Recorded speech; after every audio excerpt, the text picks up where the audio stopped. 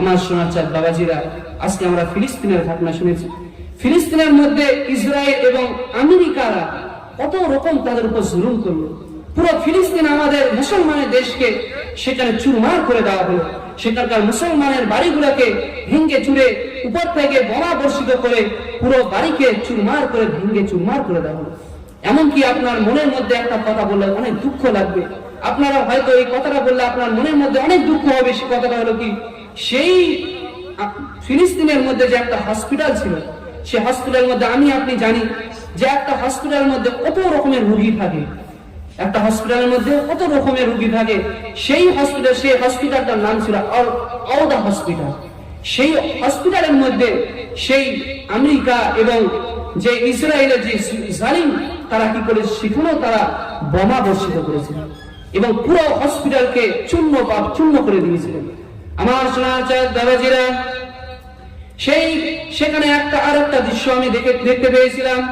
একজন যুবক আমার ভাই, তার আব্বা যান, তার আম্মা যান এবং তার ছেলে মেয়ে সকলকে সেই উপর থেকে বোমা বর্ষিত করে তার পুরো বাড়িটাকে চুরমার করে দেওয়া হয়েছিল। পুরো তার বাড়িটাকে চুরমার করে দিয়েছে। এমন তো অবস্থায় সেই ভাইজান কি করছেন, দুটি হাতের মধ্যে দুটি পুতুল নিয়েছে। পুতুল নিয়ে সেই জায়গায় খাড়া হয়েছে, নিজের বিবি, বাচ্চা, তার আব্বা জান, আম্মা জানের কথা সে ভেবে হাউমাউ করে কান্না করতেছে। তার কান্নার আওয়াজ শুনে সকলের বুকটা চুরমার করে কান্না শুরু করে। আমার শোনা বাবাজিরা, মাজিরা, এমনি ভাবে আমরা অনেক দেখতে পারি। আরো অনেক আমরা এরকম ঘটনা এই কিছুদিন আগে আজকে আমরা দেখতে পাচ্ছি যে আমেরিকার মধ্যে কত রকম আল্লাহ সুবহানাহু ওয়া তাআলা আগুন জ্বালিয়ে দিয়েছে। সেখানে যে চিঙ্গারিটা লাগিয়েছে, আগুন যে লাগিয়েছেন, সেটা আল্লাহ সুবহানাহু ওয়া তাআলা লাগিয়েছে। কারণ তারা ফিলিস্তিনের মতন আমাদের একটা মুসলমান দেশকে তারা ধ্বংস করে দিয়েছে। সেই জন্য আল্লাহ সুবহানাহু ওয়া তাআলা এই ফিলিস্তিনের যে একটা জায়গার নাম ছিল ক্যালিফোর্নিয়া, সেই জায়গার উপর আল্লাহ সুবহানাহু ওয়া তাআলা সেখানে জঙ্গল থেকে বলা হয়েছে যে 40,000 একর জমিন মিলে একটা 40,000 একর যেমন তেমন জায়গা নয়। সেখানে যে বড় বড় হলিউডের যে নায়িকারা সেখানে কি করতো, বসবাস করত। সেই পুরো জায়গাটাকে ভেঙে চুরে চুরমার করে দেওয়া হয়েছে। আল্লাহ সুবহানাহু ওয়া তাআলা পুরো জায়গাটাকে কি করে দিয়েছেন, আগুন দিয়ে জ্বলে পুড়ে ছারখার করে দিয়েছেন। এবং সেখানে একটা হলিউডের ডিরেক্টর যে ফিল্ম বানায়, সে তার একটা বাড়ি ছিল সেখানে, তার বাড়িটা সেই জায়গায় ছিল। তার বাড়িটার আজকে আমাদের ইন্ডিয়ার হিসাবে 12,000 কোটি, লাখ নয়, কোটি টাকার তার সেই বাড়িটা ছিল। সেই তার বাড়িটা সেখানে গলে গেলে সর্বপ্রথম গলে পড়েছে। কারণ তারা হলো আমি আপনি জানি যে আমেরিকাটা এমন একটা দেশ, সেখানে সব থেকে বেশি অশ্লীলপনা, বেহায়াপনা, উলঙ্গপনা এবং সেখানে সব থেকে বেশি উলঙ্গ ছবি সব থেকে বেশি আমেরিকার মধ্যে আমরা দেখতে পাই। মুহতারাম সামিন ইকরাম, এই আমেরিকার দেশটা এমন একটা দেশ, সেখানে সব থেকে আপনাদের সম্মুখে সেই কথাটা বলে আপনারা অবাক হবে। আমেরিকার মধ্যে আমাদের যেরকম আমাদের এই ইন্ডিয়ার মধ্যে যখন যদি কারো বাড়িতে সন্তান প্রসব হয়, আমরা কি করি, জন্ম সার্টিফিকেটে নিজের বাপের পরিচয় দেই যে অমুকের ছেলে, অমুকের বাপ। এভাবে আমরা পরিচয় দেই কিনা? দেই। কিন্তু আমেরিকার মধ্যে কি করা হয়, সেখানে কোনো বাপের পরিচয় দেওয়া হয় না, সেখানে মায়ের পরিচয় দেওয়া হয়। কি কারণে? তার কারণটা হলো সেখানে বড় বড় ক্লাব আছে, সেই ক্লাবের মধ্যে তারা রাতকে রাত তারা নাচে। তারা নাচার পর মদ পান করে, মদ পান করার পর তারা সে কি করে, একে অপরের বউকে তারা পাল্টাপাল্টি করে নেয় এবং তারা তাদের সঙ্গে কি করে, জিনা করে। সেই জন্য তারা নিজেই জানে না যে আমার যে গর্ভে যে বাচ্চাটা আছে সেটা কার সন্তান, তারা নিজেই জানে না। সেই জন্যই বলা হয়েছে যে আমেরিকার মধ্যে তারা নিজের সন্তানের যে ডিগ্রি, যে পরিচয় পত্রের মধ্যে অভিভাবকের নাম তার বাপের নাম দেয় না, সেখানে তার মায়ের নাম বসায়।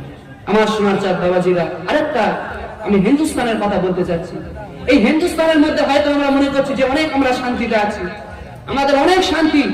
একটু মনোযোগ দিয়ে শুনবেন, কেউ কথা বলবেন না। কেন, আপনারা যদি কথা বলেন ডাইনে বাইরে, তাহলে আমার মনোযোগটা কিন্তু অন্যদিকে চলে যাবে। এই জন্য আপনার মনোযোগ দেখবে। এবং আমার বাবাজিদেরকে আমি বলছি যে আপনারা এত বড় গ্রামে জালসা লাগিয়েছেন, অথচ আপনারা সেই প্যান্ডেলে এসে হাজির হচ্ছেন না। আপনারা হয়তো মনে করছেন যে প্রধান বক্তা যখন উঠবে আমরা আসবো। মুহতারাম সামিন ইকরাম, এখানে যে আমি কথাগুলো বলছি অনেক গুরুত্বপূর্ণ কথা বলা হচ্ছে, আপনারা একটু মনোযোগ দিয়ে শুনবেন, তারপরে আপনাদের চোখ খুলে যাবে। মুহতারাম সামিন ইকরাম, যে আপনাদের সম্মুখে যে কথাটা আমি তুলে ধরতে চাই সেটা হলো, এই হিন্দুস্তানের মধ্যে নানা রকমের আমাদের উপর টর্চার করা হচ্ছে, জুলুম করা হচ্ছে। আমাদের যে ওয়াকফ বোর্ডের যে এত বড় জমিন আছে, যে আমাদের জমিনকে সরকার ছিনিয়ে নিতে চায়, আমাদের বাপ দাদা জমিনকে। কিছুদিন আগে ট্রেনের মধ্যে একজন আমার বয়স্ক বাবাজি, সে ভৈষের মাংস আচার নিয়ে এসে যাচ্ছে।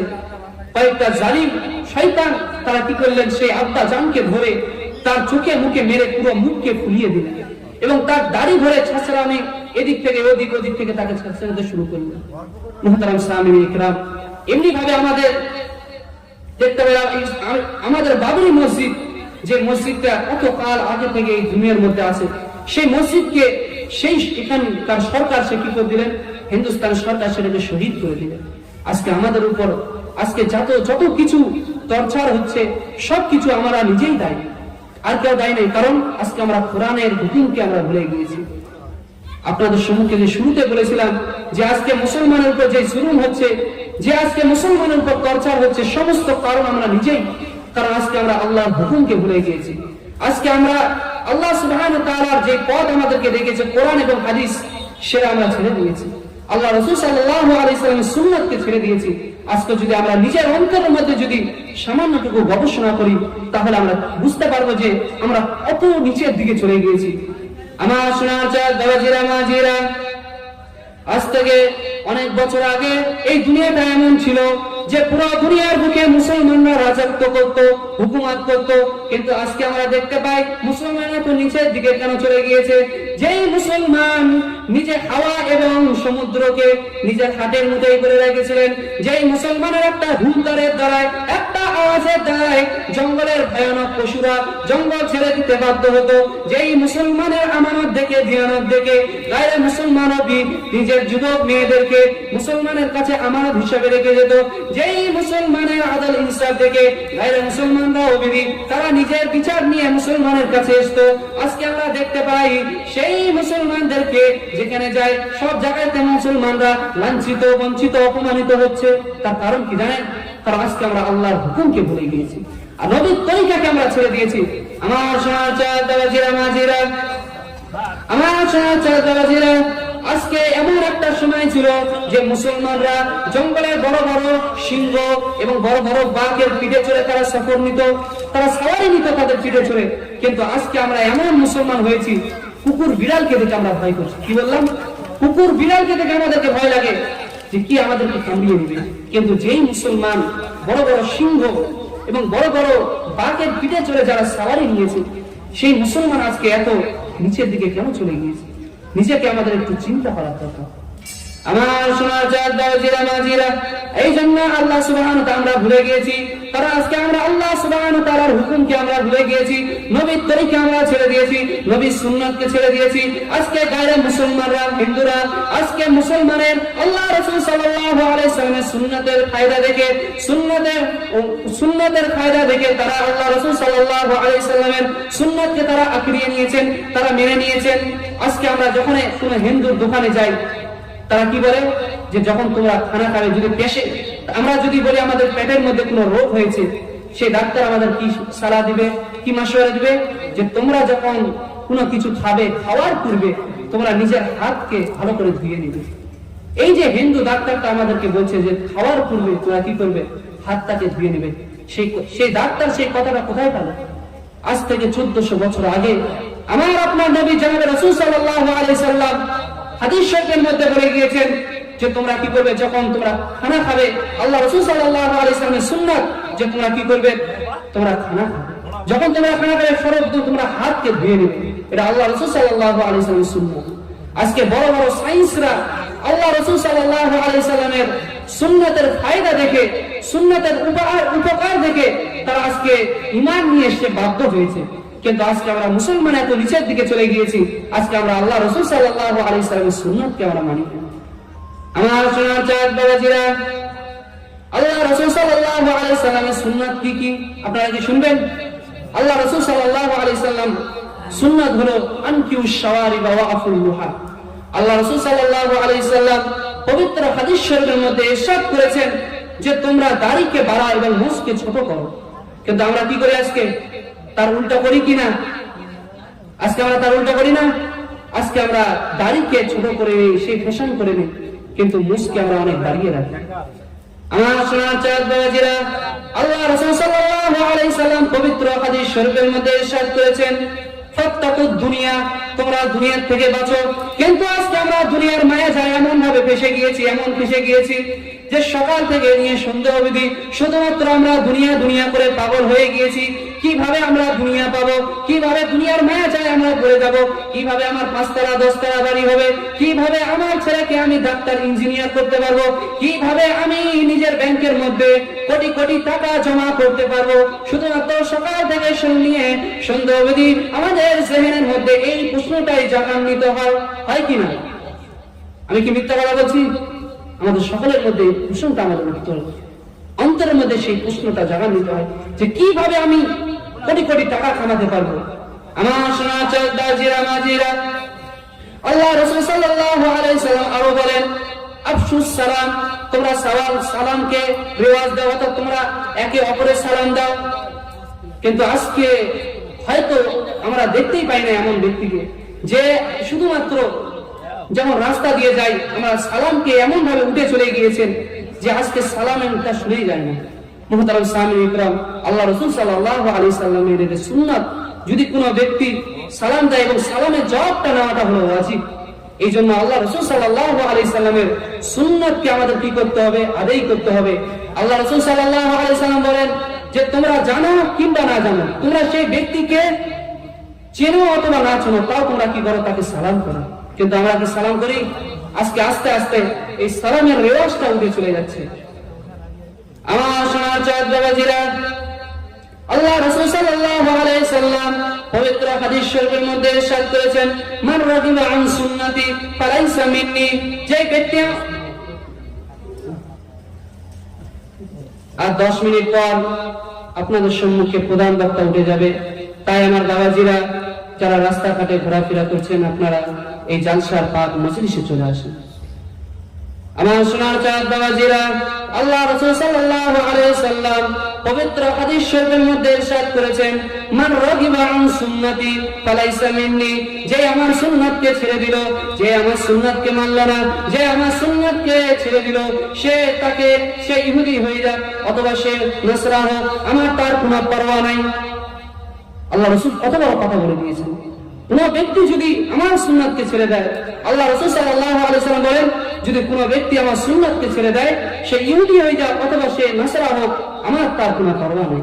আল্লাহ রাসূল সাল্লাল্লাহু আলাইহি সাল্লাম পবিত্র হাদিস শরীফের মধ্যে ইরশাদ করেছেন, মান আহাব্বা সুন্নতি ফাকাদ আহাব্বানি, যে ব্যক্তি আমার সুন্নাতকে ভালোবাসলো, সে আমার ভালোবাসা, সে আমার প্রিয়। আল্লাহ রাসূল সাল্লাল্লাহু আলাইহি সাল্লামের সুন্নাতকে যদি আমরা ভালোবাসি, আল্লাহ রাসূল সাল্লাল্লাহু আলাইহি সাল্লাম বলেন, সে ব্যক্তি হলো আমার ভালোবাসা। আল্লাহ রাসূল সাল্লাল্লাহু আলাইহি সাল্লামের সুন্নাত এই নয় যে আমাদের দাড়ি রাখতে হবে, এই ছাড়া আল্লাহ রাসূল সাল্লাল্লাহু আলাইহি সাল্লাম অনেক সুন্নাত আছে। সকাল থেকে নিয়ে সন্ধ্যা অবধি অনেক আল্লাহ রাসূল সাল্লাল্লাহু আলাইহি সাল্লামের সুন্নাত আছে। মুহতারাম সামিঈন ইকরাম, আজকে আমরা আল্লাহ রাসূল সাল্লাল্লাহু আলাইহি সাল্লামের সুন্নাতকে ছেড়ে দিচ্ছি। আল্লাহ রাসূল সাল্লাল্লাহু আলাইহি সাল্লামের সুন্নাতকে যদি আমরা ছেড়ে দেই, আল্লাহ রাসূল সাল্লাল্লাহু আলাইহি সাল্লাম কত রাগান্বিত হয়, সেটা একটা ঘটনা আপনাদের সম্মুখে যদি আমি তুলে ধরি, তাহলে আপনারা বুঝতে পারবেন। আমার সোনার চাঁদ বাবাজিরা, বুখারী শরীফের হাসিয়ার মধ্যে একটা ঘটনা তুলে ধরা হয়েছে। সেই ঘটনার মধ্যে লেখা হয়েছে যে হুজুর সাল্লাল্লাহু আলাইহি সাল্লামের জামানায় আল্লাহ রাসূল সাল্লাল্লাহু আলাইহি সাল্লাম একটা এমন সাহাবী ছিলেন, যেই সাহাবার মুখের মধ্যে শুধুমাত্র একটাই পশম ছিল, একটাই দাড়ি ছিল। সেই সাহাবা সেই একটা দাড়ি রেখে দিয়েছিলেন। ঘটনাটা মনোযোগ দিয়ে শুনবেন। আল্লাহ রাসূল সাল্লাল্লাহু আলাইহি সাল্লামের সাহাবা যখন সে একটাই দাড়ি মুখের মধ্যে ছিল, সে আল্লাহ রাসূল সাল্লাল্লাহু আলাইহি সাল্লামের খিদমত শরীফে যায় হাজির হয়। এমন অবস্থায় আল্লাহ রাসূল সাল্লাল্লাহু আলাইহি সাল্লাম সেই সাহাবীকে দেখে একটু হাসিলেন, মুস্কি হাসি দিলেন। আল্লাহ রাসূল সাল্লাল্লাহু আলাইহি সাল্লাম কিন্তু দাঁত খুলে হাসতেন না, মুস্কি হাসি দিলেন। আমরা যদি মুস্কি হাসি দেই, সেই হাসিটা কিন্তু আল্লাহ রাসূল সাল্লাল্লাহু আলাইহি সাল্লামের একটা সুন্নাত পালন করা হবে। এই জন্য যখন আমরা হাসবো, দাঁত খুলে হাসবো না, আমরা মুস্কি হাসি দিব। আল্লাহ রাসূল সাল্লাল্লাহু আলাইহি সাল্লাম সেই সাহাবীকে দেখে একটু মুস্কি হাসি দিলেন। যখন আল্লাহ রাসূল সাল্লাল্লাহু আলাইহি সাল্লাম মুস্কি হাসি দেয়, সেই সাহাবী সে মনে মনে ভাবলো হয়তো আমার একটা দাড়ি, এই একটা দাড়ি দেখে আল্লাহ রাসূল সাল্লাল্লাহু আলাইহি সাল্লাম হাসলো। সেই জন্য সেই সাহাবী কি করলেন, একটু আড়াল হয়ে যে সেই দাড়িটা উঠিয়ে দিলেন। যখন সেই সাহাবী সেই দাড়িটাকে উঠিয়ে দেয়, তখন সেই সাহাবী কি করলেন, আল্লাহ রাসূল সাল্লাল্লাহু আলাইহি সাল্লাম খিদমত শরীফে ফের পরের দিন আসলো। এমন অবস্থায় আল্লাহ রাসূল সাল্লাল্লাহু আলাইহি সাল্লাম যখন তার মুখের মধ্যে দাড়ি দেখতে পারলেন না, আল্লাহ রাসূল সাল্লাল্লাহু আলাইহি সাল্লাম রাগান্বিত হয়ে গেলেন। সেই সাহাবার সামনে যে আল্লাহ রাসূল সাল্লাল্লাহু আলাইহি সাল্লামকে সালাম জানায়, ইয়া রাসূলুল্লাহ, ইয়া হাবিবাল্লাহ, হুজুর আসসালামু আলাইকুম। যখন আল্লাহ রাসূল সাল্লাল্লাহু আলাইহি সাল্লাম তার মুখের মধ্যে সেই দাড়ি দেখতে পারলেন না, আল্লাহ রাসূল সাল্লাল্লাহু আলাইহি সাল্লাম অনেক রাগান্বিত হয়ে গেলেন। রাগান্বিত হয়ে যাওয়ার পর আল্লাহ রাসূল সাল্লাল্লাহু আলাইহি সাল্লাম মুখ ফিরিয়ে নিলেন। সেই সাহাবা ফের অপর দিকে যে সালাম দিলেন, ফের আল্লাহ রাসূল সাল্লাল্লাহু আলাইহি সাল্লাম মুখ ফিরিয়ে নেয়। এমন অবস্থায় চারবার ভুল করলেন। করার পর সেই সাহাবা মনের মধ্যে বুঝতে পেরে গেলেন যে হয়তো আমি দাড়ি উঠিয়ে দিয়েছি, এই জন্য আল্লাহ রাসূল সাল্লাল্লাহু আলাইহি সাল্লাম রাগান্বিত হয়ে গিয়েছে। এই জন্য আল্লাহ রাসূল সাল্লাল্লাহু আলাইহি সাল্লাম সেই সাহাবীর সঙ্গে সঙ্গে কসম খেয়ে নিলেন যে আমার দাড়ি এতক্ষণ অবধি আমি আল্লাহ রাসূল সাল্লাল্লাহু আলাইহি সাল্লামের খিদমত শরীফে আসবো না, অতক্ষণ অবধি আমি বাড়িতেও যাব না, যতক্ষণ অবধি আমার দাড়ি যত বড় ছিল তত বড় না হয়ে যাবে, অতক্ষণ অবধি আমি কখনোই আল্লাহ রাসূল সাল্লাল্লাহু আলাইহি সাল্লামের সামনে আসবো না। সেই সাহাবী জঙ্গলের মধ্যে চলে গেল। দেখো সামান্য একটা দাড়ি, একটাই দাড়ি ছিল সেই সাহাবীটার। আল্লাহ রাসূল সাল্লাল্লাহু আলাইহি সাল্লামের সেই সাহাবীটা দাড়িটা উঠিয়ে নিয়েছে, সেই জন্য আল্লাহ রাসূল কত রাগান্বিত হয়ে গেল। কিন্তু আজকে আমি আপনি কত আল্লাহ রাসূল সাল্লাল্লাহু আলাইহি সাল্লামের সুন্নাতকে ছেড়ে দিচ্ছি, পুরো দাড়িকে আমরা চেঁচে নিচ্ছি, তাহলে আল্লাহ রাসূল সাল্লাল্লাহু আলাইহি সাল্লাম আমাদের উপর কত রাগান্বিত হবে, আপনারাই বলেন। আমার সোনার চাঁদ বাবাজিরা, আজকে এমন একটা যুগ ছিল যে মুসলমানদের ইনসাফ নেওয়ার জন্য মুসলমানের মিসাল, মুসলমানের উদাহরণ গায়রে মুসলমান হিন্দুরা অবধি করেছে। আমরা হয়তো মহাত্মা গান্ধীজির নাম শুনেছি, যে টাকার মধ্যে যার ছবি আছে।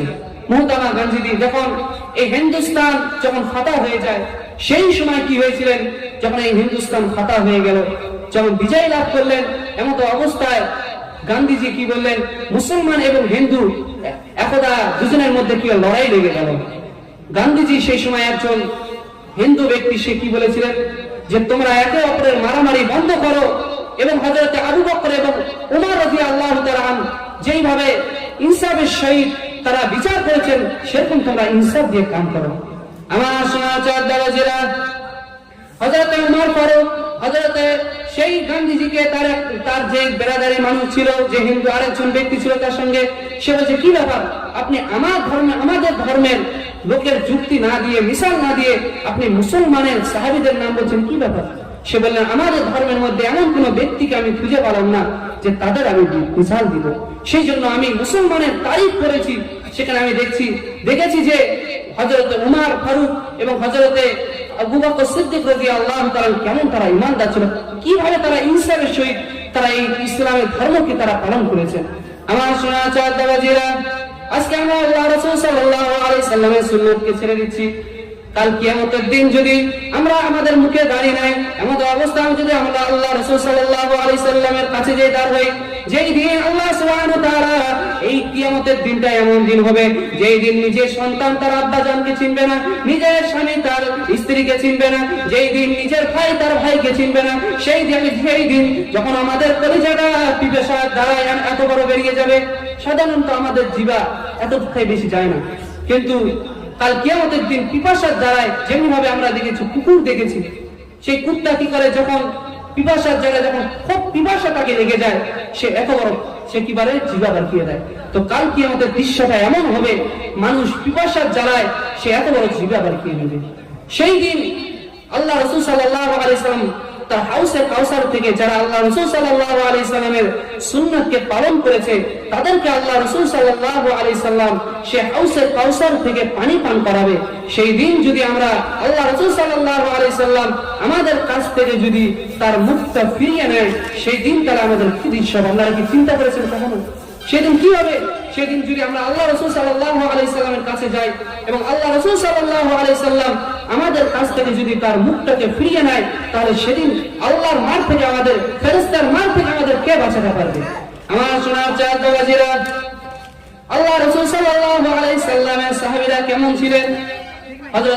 হযরত আবু বকর সিদ্দিক রাদিয়াল্লাহু তাআলা, যিনি আশরায়ে মুবাশশিরার মধ্যে ছিলেন। আশরায়ে মুবাশশিরা যেই 10 জন সাহাবী আল্লাহ সুবহানাহু ওয়া তাআলা তাদের জান্নাতের সার্টিফিকেট এই দুনিয়ার বুকেই দিয়ে দিয়েছিলেন, যে হযরত উমর জান্নাতি, হযরত আবু বকর জান্নাতি, এমনি ভাবে 10 জন সাহাবীর নাম বলেছিলেন আল্লাহ রাসূল সাল্লাল্লাহু আলাইহি সাল্লাম। সেই একজন সাহাবী হযরত আবু বকর সিদ্দিক রাদিয়াল্লাহু তাআলা আনহু।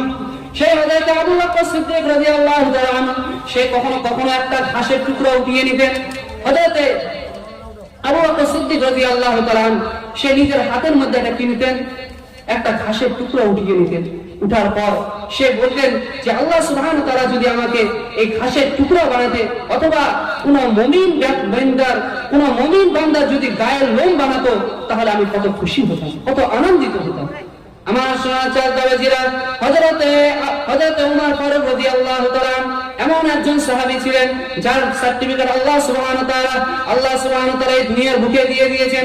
হযরত উমর ফারুক রাদিয়াল্লাহু তাআলা যখন সে একদিন হযরত হুযায়ফা রাদিয়াল্লাহু তাআলার কাছে গিয়েছেন, হযরত হুযায়ফা রাদিয়াল্লাহু তাআলার কাছে কান্না করতে করতে গিয়েছেন যে আমি এটা বলতে যাচ্ছি না যে আমার নাম সে মুনাফিকের লিখে, কারণ একদা হযরত হুযায়ফা রাদিয়াল্লাহু তাআলা আনকে আল্লাহ রাসূল সাল্লাল্লাহু আলাইহি সাল্লাম মুনাফিকের যে লিস্ট সেটা হুযায়ফা রাদিয়াল্লাহু তাআলার কাছে ছিলেন। এইজন্য হযরত হুযায়ফা রাদিয়াল্লাহু তাআলা জানতেন যে এই পুরো মদিনা শরীফের মধ্যে কে কে মুনাফিক আছে সেটা একমাত্র হযরত হুযায়ফা রাদিয়াল্লাহু তাআলা জানতেন। এই জন্য এখনই প্রধান বক্তা আপনাদের সম্মুখে উঠে যাবে। তার জন্য আবার আমি বলছি যে আমার বাবাজিরা যারা রাস্তায় ঘোরাফেরা করছেন, আপনারা অতি জলদি চালসার এই পাক মজলিসে চলে আসেন।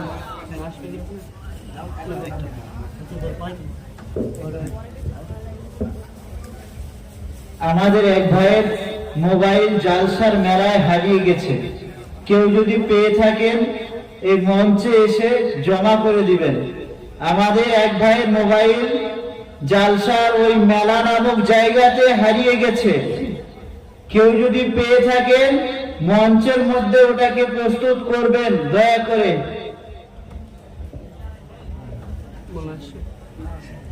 মুহতারাম সাহাবায়ে ইকরাম, হযরত উমর ফারুক রাদিয়াল্লাহু তাআলা মতন এমন একজন সাহাবা, যে সাহাবার সার্টিফিকেট আল্লাহ সুবহানাহু ওয়া তাআলা এই দুনিয়ার বুকে দিয়ে দিয়েছেন যে উমর ফিল জান্নাহ, যে উমর জান্নাতে যাবে।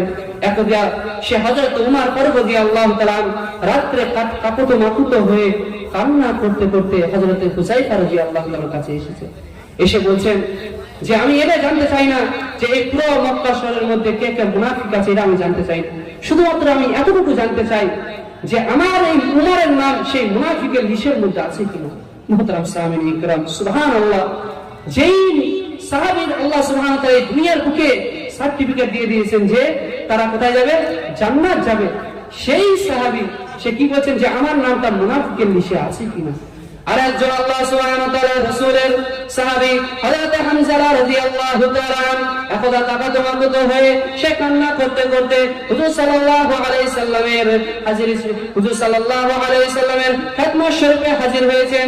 এসে বলে আল্লাহ রাসূল সাল্লাল্লাহু আলাইহি সাল্লামকে, হে হাবিবাল্লাহ, হে রাসূলুল্লাহ, হুজুর, হে রাসূলুল্লাহ, আমি মুনাফিক হয়ে গিয়েছি। আল্লাহ রাসূল সাল্লাল্লাহু আলাইহি সাল্লাম হযরত হামজা রাদিয়াল্লাহু তাআলাকে বলেন, হে আমার সাহাবী হামজা, তুমি বলো তুমি কিভাবে মুনাফিক হয়ে গেলে? হযরত হামজা রাদিয়াল্লাহু তাআলাকে বললেন যে তুমি কিভাবে মুনাফিক হলে, তুমি বলো।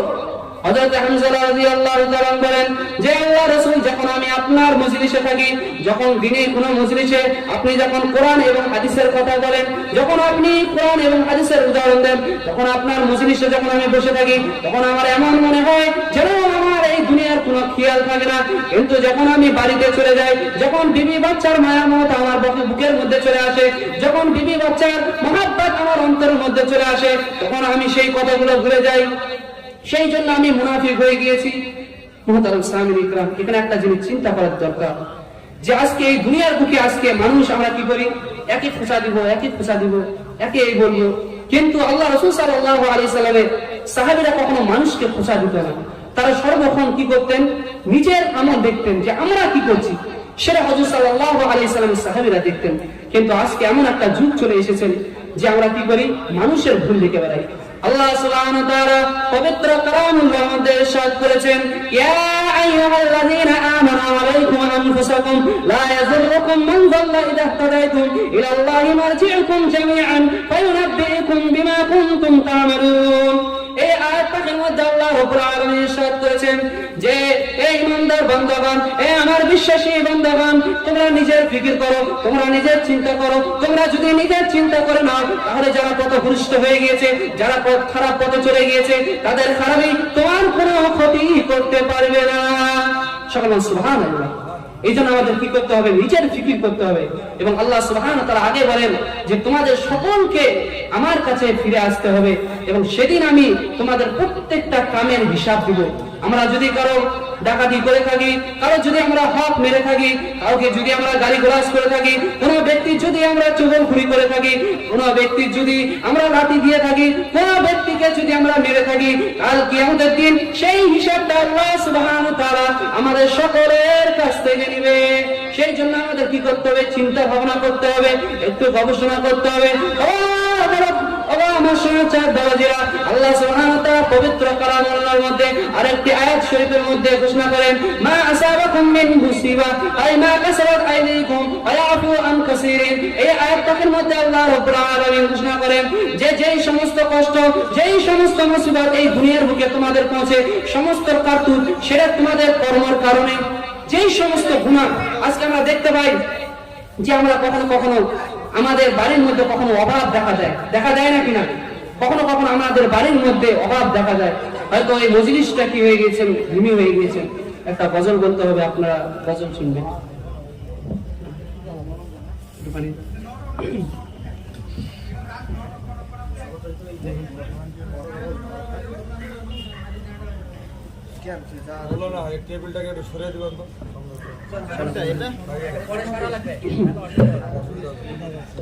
जिसको मेरे मुस्तफा से प्यार हो गया, जिसको मेरे मुस्तफा से प्यार हो गया, बागे जन्नत का हकदार हो गया। जिसको मेरे मुस्तफा से प्यार हो गया, बागे जन्नत का हकदार हो गया। जिसको मेरे मुस्तफा दिल की गहराइयों से सच्चे सच्चे जानकर जिंदगी गुजारी है, उनकी बातें मानकर। दिल की गहराइयों से सच्चे सच्चे जानकर जिंदगी गुजारी है, उनकी बातें मानकर। फिर तो समझो उसका बेड़ा पार हो गया, बागे जन्नत का हकदार हो गया। जिसको मेरे मुस्तफा से प्यार हो गया, बागे जन्नत का हकदार हो गया। जिसको मेरे मुस्तफा दुबली पतली थी हलीमा की ऊँटनी, दिखलाने लगे फिर बिजली से तेजी। दुबली पतली थी हलीमा की ऊँटनी, दिखलाने लगे फिर बिजली से तेजी। आमना का लाल जब सवार हो गया, बागे जन्नत का हकदार हो गया। जिसको मेरे मुस्तफा से प्यार हो गया, बागे जन्नत का हकदार हो गया। जिसको मेरे मुस्तफा लौट गया ढूंढ कर मुशरिकीन मक्का, एक कमजोर सा मक्कर का जाला। लौट गया ढूंढ कर मुशरिकीन मक्का, एक कमजोर सा मक्कर का जाला। दुश्मनों का राह की दीवार बन गए, बागे जन्नत का हकदार हो गया। जिसको मेरे मुस्तफा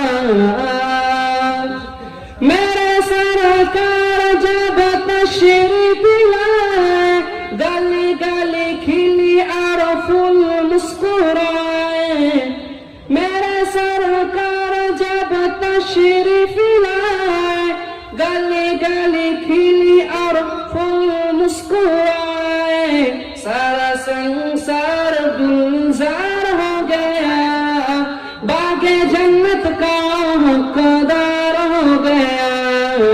जिसको मेरे मुस्तफा से प्यार हो गया, बागे जन्नत का हकदार हो गया। जिसको मेरे मुस्तफा